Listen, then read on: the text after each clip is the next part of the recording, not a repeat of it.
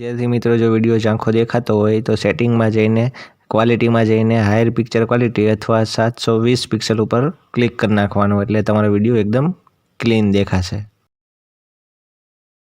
Hello विद्यार्थी मित्रों, welcome to YouTube channel D solution.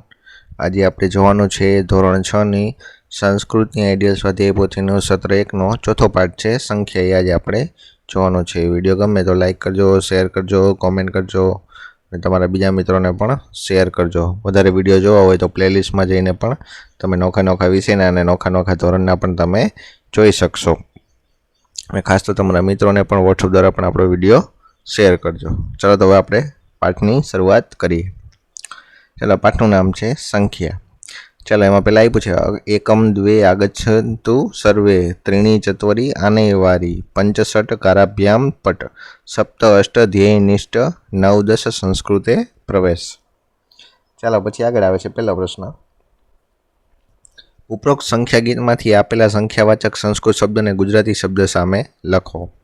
चलो एमां पहेलुं छे 9 एटले के संस्कृत में लखाय 9, 5 एटले के पंच, 2 एटले के द्वे, पछी चौथुं छे 1 एटले के एकम, 4 एटले के चतवारी, 10 एटले के 10, 7 एटले के सप्त, 6 एटले के 60, 3 एटले के त्रीणी, 8 एटले के अष्ट।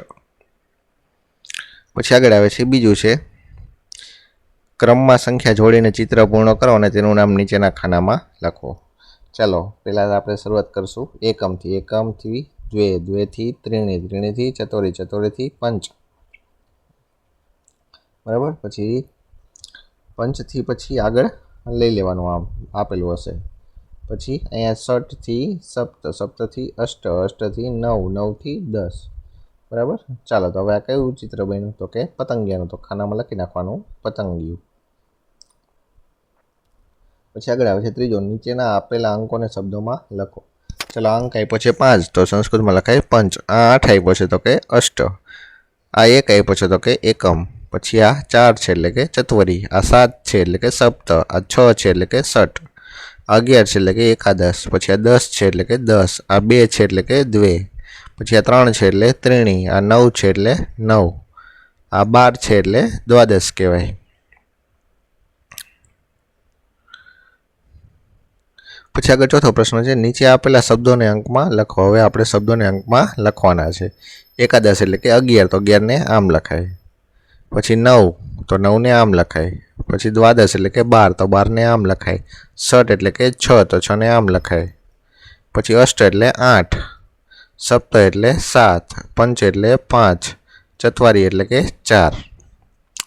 पछी आगळ आवे छे पांचमो प्रश्न नीचेना जोड़का जोड़ो। चलो एमां विभाग अ ने ब साथे जोड़वाना छे। चलो पंच तो पंच में आवशे सी आई रह्यो 5, पछी बीजुं छे अष्ट तो अष्ट में आवशे डी 8, पछी त्रीजुं छे द्वादश, द्वादश एटले थाय 12 तो 12 में आवशे ई 12, पछी चौथुं छे चतवारी एटले के 4 तो 4 आवशे ए मां, पछी पांचमुं छे 9 तो 9 आवशे बी मां। चलो आ थई गयुं पहेलुं जोड़कું। पछी आगळ आवे छे बीजुं जोड़कું विभाग अ ने ब साथे जोड़वाना। चलो एकादश तो एकादश एटले 11 तो 11 क्यां छे डी मां, पछी बीजुं छे सप्त, सप्त एटले 7 तो 7 क्यां छे तो के बी मां, पछी त्रीजुं छे 60, 60 छे सी मां एटले के 6, पछी चौथुं छे द्वादश एटले के 12 तो 12 छे ई मां, पछी पांचमुं छे द्वे, द्वे शेमां छे तो के ए मां, द्वे एटले के 2। पछी आगळ आवे छे छठ्ठું कौंसमां जणाव्या प्रमाणे संस्कृतमां संख्यावाचक शब्द मूकीने खाली जग्या पूरो। चलो एक एक एकम एक पत्रम तो एक ने शुं कहेवाय एकम तो एकम पत्रम, 5 ने कहेवाय पंच, 9 ने कहेवाय 9, 2 ने कहेवाय द्वे, 6 ने कहेवाय 60, 10 ने कहेवाय 10, पछी 3 ने कहेवाय त्रीणी, 7 ने कहेवाय सप्त, 11 ने कहेवाय एकादश, 4 ने कहेवाय चतवारी, 8 ने कहेवाय अष्ट, 12 ने कहेवाय द्वादश। चलो पछी आगळ सातमो प्रश्न छे विकल्पो। एमां पहेलुं छे द्वादश एटले शुं तो जवाब आवशे ए 12, पछी बीजुं छे पंच एटले शुं तो जवाब आवशे सी 5,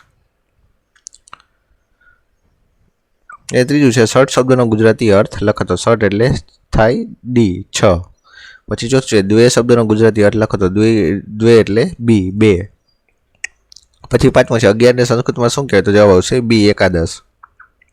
પછી છઠ્ઠું છે ખાલી જગ્યા ફલાની સંતિ, તો જવાબ આવશે એ ચત્વારી. પછી સાતમું છે અષ્ટ શબ્દનો અર્થ શું થાય? તો કે બી 8. પછી આઠમું છે ત્રણેય શબ્દને અંકમાં કેવી રીતે લખાય? તો ત્રણેય એટલે કે 3, તો 3 ને લખાય એમાં, આપ્યું છે 3.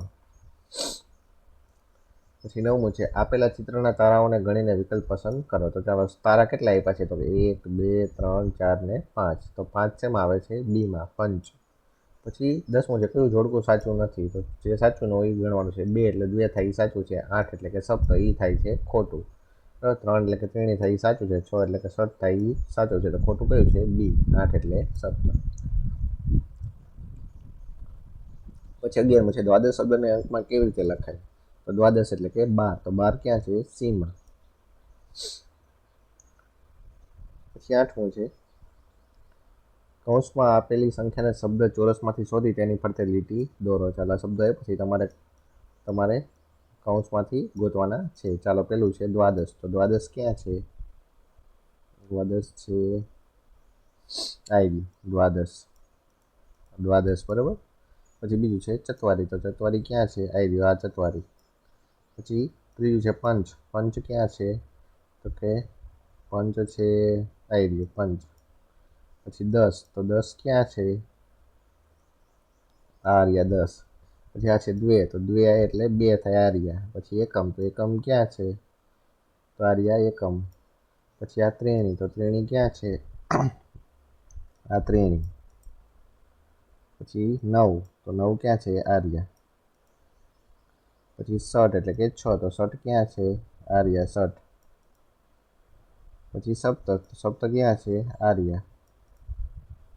પછી એકાદશ એટલે કે 11. તો એકાદશ ક્યાં છે? આર્ય. પછી અષ્ટ. તો અષ્ટ એટલે આર્ય. ચાલો આ થઈ ગયો તમારો કોષ્ટક પૂરો, અને પાઠ પણ થઈ ગયો તમારો પૂરો. બરાબર. આવા નવા વિડીયો જોવા માટે આપણી ચેનલ સબસ્ક્રાઈબ કરો. અને વધારે વિડીયો જોવો હોય તો પ્લેલિસ્ટમાં જઈને પણ તમે જોઈ શકો છો. અને ખાસ તો તમારા બીજા મિત્રો હોય તો એમને પણ શેર જરૂરથી કરાવજો. વોટ્સઅપ દ્વારા પણ તમે શેર જરૂરથી કરી શકો છો. ચાલો તો વળી પાછા મળશું નવા વિડીયોમાં. અને આવા નવા બીજા વિષયના આપણે હિન્દી, સમાજના બધા વિષયના મૂકેલા છે, તો પ્લેલિસ્ટમાં જઈને વિડીયો જરૂરથી જોઈજો. ચાલો તો વળી પાછા મળશું નવા વિડીયોમાં. ત્યાં સુધી જોતા રહેજો આપણી ચેનલ ડી સોલ્યુશન.